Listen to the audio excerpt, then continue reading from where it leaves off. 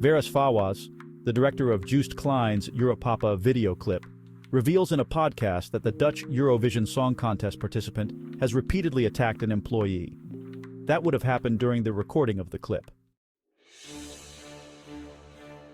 His friend Véras Fawaz, who is 30 years old, had expected that things would go wrong with Joost Klein at the Eurovision Song Contest in Malmö. The filmmaker, who also directed Stiekem van Maan and Goldband, says this in the podcast, The Bigger Picture. He experienced firsthand how difficult working with Joost Klein can be. Making the Europapa clip cost me about a month and a half of my life, and I didn't earn anything from it. Making a music video only costs money. Then you also have to recognize the value of the people who do it for you. You simply cannot shout at an assistant director who is on the set for €0. I also said that to Joost. Fawaz states that dealing with Klein is very difficult. He sometimes finds it difficult to deal with people. He yelled at my assistant a few times on my set. I had a lot of arguments with him during the process. And it wasn't until a few hours before the clip was released that he let me know that he liked it. Before that, it was all the time, "This sucks, I don't feel it, I'm not going to release this." After making the clip, Klein unpleasantly surprised his director by adding the text at the end, "From me to my parents."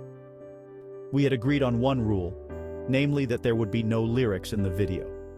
When he was finished, I heard that this text would be included after all. I don't think it's ethically acceptable for this to happen behind my back, and I told him that. At the same time, that is what makes Joost so good. Being a control freak is his greatest strength and his greatest weakness. It makes it difficult to make things with him. I think everyone around him can confirm that. In Malmö, Klein was disqualified from the final of the Eurovision Song Contest last month. The reason was an incident with a camerawoman behind the scenes. Klein was filmed against his will after the semi-final and made a threatening gesture towards the woman, with whom he had had previous confrontations.